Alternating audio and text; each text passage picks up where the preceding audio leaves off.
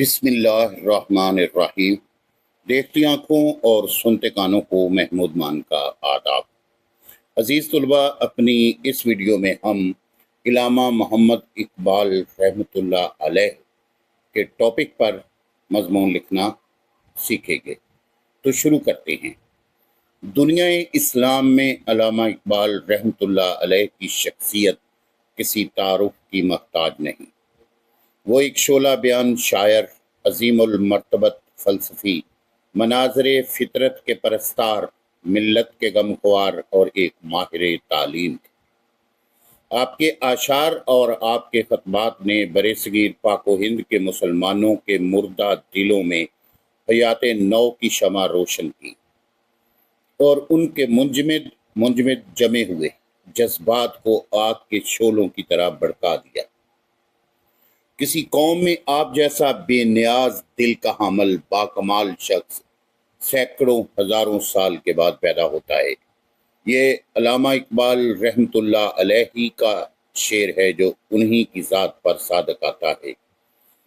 ہزاروں سال نرگس اپنی بے نوری پہ روتی ہے، ہزاروں سال نرگس اپنی بے نوری پہ روتی ہے، بڑی مشکل سے ہوتا ہے چمن میں دیدہ ور پیدا، بڑی مشکل سے ہوتا ہے چمن میں دیدہ ور پیدا۔ کائنات کے رنگ و بو میں ایسی شخصیات آتی رہتی ہیں جو آسمان علم و ادب پر آفتاب و ماہتاب بن کر چمکی اور شہرت پا کر رخصت ہو گئیں، لیکن علامہ اقبال جیسی مثال آپ کو بہت کم ملے گی۔ علامہ اقبال 9 نومبر 1877 عیسوی کو سیالکوٹ کے تاریخی شہر میں پیدا ہوئے۔ آپ کے والد شیخ نور محمد ایک صوفی منش انسان تھے۔ آپ ایک ایسے شہر میں پیدا ہوئے جس میں ہر طرف اسلامی تشخص عام تھا۔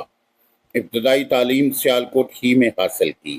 آپ کو ابتدا میں ایک ایسا استاد ملا جو اسلامی دینداری کا قابل تقلید نمونہ تھا اور شمس العلماء سید میر حسن جیسے عربی و فارسی کے ممتاز فاضل اور جید عالم کی شاگردی کا فخر حاصل ہوا۔ سیالکوٹ سے FA کرنے کے بعد آپ لاہور چلے آئے۔ گورنمنٹ کالج لاہور سے BA اور MA کے امتحانات اعزاز کے ساتھ پاس کیے، جہاں آپ کو پروفیسر آرنلڈ جیسے لائق استاد سے مستفید ہونے کا موقع ملا۔ مستفید کے معنی ہے فائدہ اٹھانے کا، فیض اٹھانے کا موقع ملا۔ آپ کو بچپن ہی سے شاعری سے محبت تھی۔ لاہور میں آپ شعر و شاعری بھی کرتے رہے اور آپ نے مختلف مشاعروں میں شرکت بھی شروع کر دی، لیکن ابھی شاعری کا دائرہ محدود تھا۔ کثرت مطالعہ سے آپ کے دل میں علمی تحقیق کا جذبہ پیدا ہو چکا تھا۔ اسی جذبے کے تحت 1905 عیسوی میں یورپ روانہ ہوئے۔ انگلستان سے برسٹری اور جرمنی سے PhD کی ڈگری حاصل کر کے ڈاکٹر محمد علامہ اقبال رحمۃ اللہ علیہ وطن واپس آئے۔ آپ نے لاہور میں وکالت کا پیشہ اپنایا، مگر آپ کا اصل میدان شاعری تھا۔ انجمن حمایت اسلام کے اجلاس میں علامہ اقبال کے نام سے رونق آ جاتی تھی۔ آپ کا ایک ایک شعر اشرفیوں میں تلتا تھا۔ آپ مسلمانوں کے زوال پر بے حد غمناک تھے اور مسلمان نوجوانوں کو اسلام کی آن پر کٹ مرنا سکھاتے تھے۔ چنانچہ آپ نے 1930 عیسوی کے خطبہ الہ آباد میں پاکستان کا تصور پیش کر کے نوجوانوں کے دلوں میں آگ لگا دی۔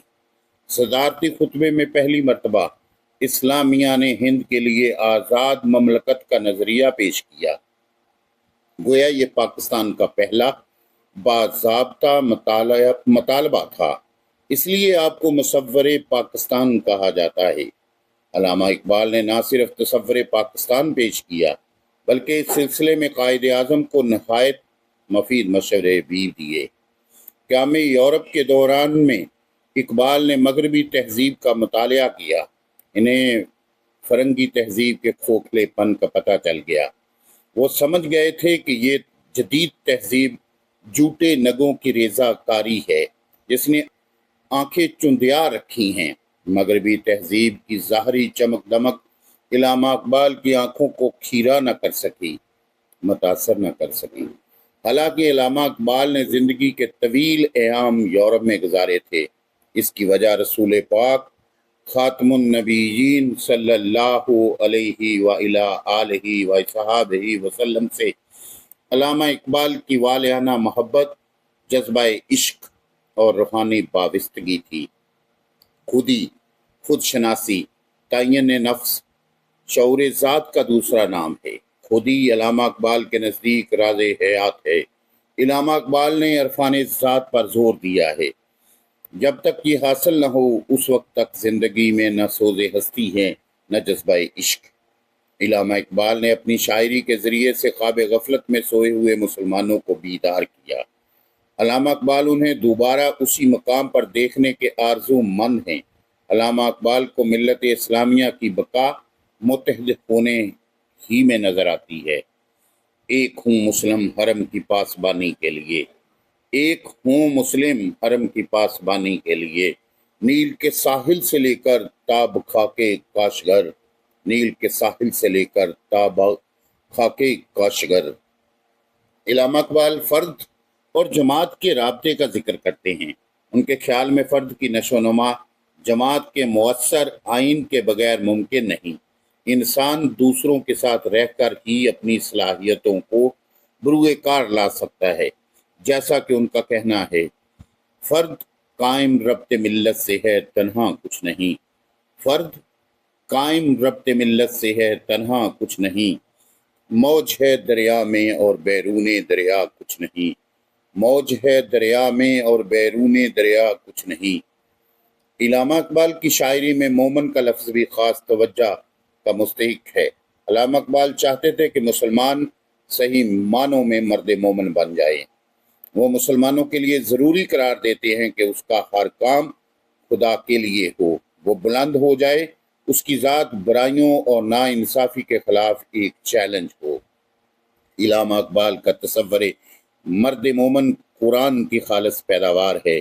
جیسا کہ وہ کہتے ہیں، ہر لحظہ ہے مومن کی نئی شان نئی آن، ہر لحظہ ہے مومن کی نئی شان نئی آن، گفتار میں کردار میں اللہ کی برہان، گفتار میں کردار میں اللہ کی برہان، کہاریو غفاریو قدوسیو جبروت، کہاریو غفاریو قدوسیو جبروت، یہ چار عناصر ہوں تو بنتا ہے مسلمان۔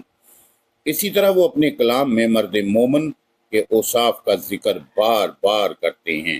مثلاً ایک جگہ کہتے ہیں، کافر ہے تو شمشیر پہ کرتا ہے بھروسہ، کافر ہے تو شمشیر پہ کرتا ہے بھروسہ، مومن ہے تو بے تیغ بھی لڑتا ہے سپاہی، مومن ہے تو بے تیغ بھی لڑتا ہے سپاہی۔ بے تیغ یعنی تلوار ہاتھ میں پکڑے بغیر بھی مومن آدمی جو ہے۔ اقبال کہتے ہیں کہ عشق تمنا یا آرزو کے آخری درجے کا نام ہے۔ عشق زندگی کا سرچشمہ اور ایک تعمیری قوت ہے۔ عشق جب مجازی حدود کو عبور کر کے حقیقی شاہد سے جا ملتا ہے تو انسانی روح کو ہدایت اور دوامیت حاصل ہو جاتی ہے۔ ان کا تصور عشق انسانی خودی سے عبارت ہے۔ متائے بے بہا ہے درد و سوز آرزو مندی، متائے بے بہا ہے درد و سوز آرزو مندی، مقام بندگی دے کر نہ لوں شان خدا بندی، مقام بندگی دے کر نہ لوں شان خدا بندی۔ اقبال کے نزدیک انسانی عقل ناقص ہے۔ یہ ایسا نور ہے جو چراغ راہ تو ہے لیکن منزل نہیں ہے۔ گزر جا عقل سے آگے کہ یہ نور، گزر جا عقل سے آگے کہ یہ نور، چراغ راہ ہے منزل نہیں ہے۔ خودی کا تصور پیش کرتے ہوئے علامہ اقبال اپنے کلام میں فرماتے ہیں، خودی کیا ہے؟ راز درون حیات، خودی کیا ہے؟ راز درون حیات، خودی کیا ہے؟ بیدار یہ کائنات، خودی کا نشیمن تیرے دل میں ہے، خودی کا نشیمن تیرے دل میں ہے، فلک جس طرح آنکھ کے تل میں ہے، فلک جس طرح آنکھ کے تل میں ہے۔ اقبال کے نزدیک خودی اپنی ذات کو سمجھنے، جاننے اور پہچاننے کا نام ہے۔ اس سے انا یا میں کا مفہوم بھی لیا جا سکتا ہے۔ خودی دراصل اپنی ذات کی پہچان اور پھر خدا کی پہچان کا نام ہے۔ خودی منزل عشق ہے۔ عشق بے خطر آتش نمرود میں کود پڑتا ہے۔ عشق بے خطر آتش نمرود میں کود پڑتا ہے۔ یہ ایسا جہاد ہے جو شر کے خلاف کیا جاتا ہے۔ خودی سے انسان کو لا الہ الا اللہ کا راز معلوم ہوتا ہے۔ اقبال لکھتے ہیں، خودی کا سر نہاں لا الہ الا اللہ، خودی ہے تیغ فساں، خودی ہے تیغ فساں، لا الہ الا اللہ۔ خودی جب مکمل پروان چڑھتی ہے تو انسان اپنی تقدیر کا مالک خود ہو جاتا ہے۔ خودی کو کر بلند اتنا کہ ہر تقدیر سے پہلے، خودی کو کر بلند اتنا کہ ہر تقدیر سے پہلے، خدا بندے سے خود پوچھے بتا تیری رضا کیا ہے۔ اقبال کے نزدیک شاہین عقاب کا ایک خوددار پرندہ ہے جو کسی کا مارا ہوا شکار نہیں کھاتا، بلند پرواز ہے، کبھی تھک کر نہیں گرتا اور گھونسلہ نہیں بناتا۔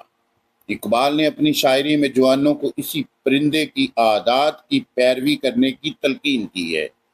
وہ شاہین کو مخاطب کر کے مسلمان نوجوانوں کو درس دیتے ہوئے کہتے ہیں، نہیں تیرا نشیمن قصر سلطانی کے گنبد پر، نہیں تیرا نشیمن قصر سلطانی کے گنبد پر، تو شاہین ہے بسیرا کر پہاڑوں کی چٹانوں میں، تو شاہین ہے بسیرا کر پہاڑوں کی چٹانوں میں۔ علامہ اقبال نے مسلمانوں کی سیرت و کردار پر بڑا زور دیا ہے۔ ان کے خیال میں مسلمان جب تک پختہ سیرت و کردار کے مالک نہیں بنیں گے، اقوام عالم میں عزت و آبرو کا مقام حاصل نہیں کر سکیں گے۔ اقبال ایسے رزق کے خلاف ہیں جس سے انسان کی عزت و آبرو پر آنچ آئے۔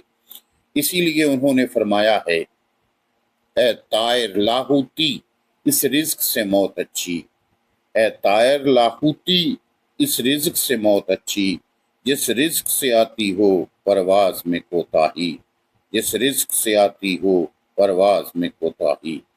اقبال کی شاعری کا مطالعہ کیا جائے تو وہ ایک ماہر تعلیم کی حیثیت سے سامنے آتے ہیں۔ وہ کہتے ہیں کہ یہ اساتذہ کرام کا فرض ہے کہ وہ زیادہ سے زیادہ علم حاصل کریں اور اپنی سیرت و کردار سے طلباء کو متاثر کریں۔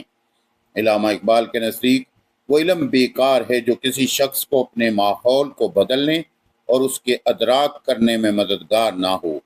وہ موجودہ نظام تعلیم و تدریس سے بھی خوش نہیں تھے۔ وہ کہتے ہیں، شکایت ہے مجھے یا رب خداوندان مکتب سے، شکایت ہے مجھے یا رب خداوندان مکتب سے، سبق شاہی بچوں کو دے رہے ہیں خاک بازی کا، سبق شاہی بچوں کو دے رہے ہیں خاک بازی کا۔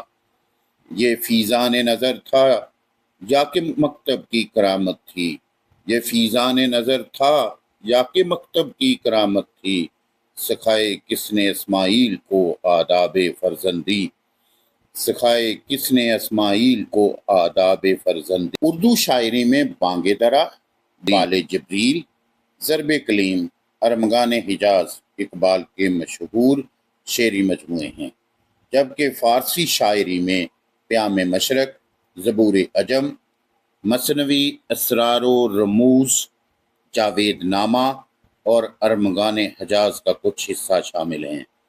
افسوس اقبال نے جو شمع جلائی تھی وہ خود اس کی روشنی سے مستفید نہ ہو سکے اور 21 اپریل 1938 عیسوی کو اس جہاں سے کوچ فرما گئے، رہروئے عالم بقا ہو گئے۔ بادشاہی مسجد کے صدر دروازے کے باہر آپ کا مقبرہ زیارت گاہ عوام و خواص ہے۔ سچ ہے کہ ایسے نابگاہ روزگار کہیں صدیوں بعد ہی پیدا ہوتے ہیں۔ انہوں نے خود فرمایا تھا، ہزاروں سال نرگس اپنی بے نوری پہ روتی ہے، ہزاروں سال نرگس اپنی بے نوری پہ روتی ہے، بڑی مشکل سے ہوتا ہے چمن میں دیدہ ور پیدا، بڑی مشکل سے ہوتا ہے چمن میں دیدہ ور پیدا۔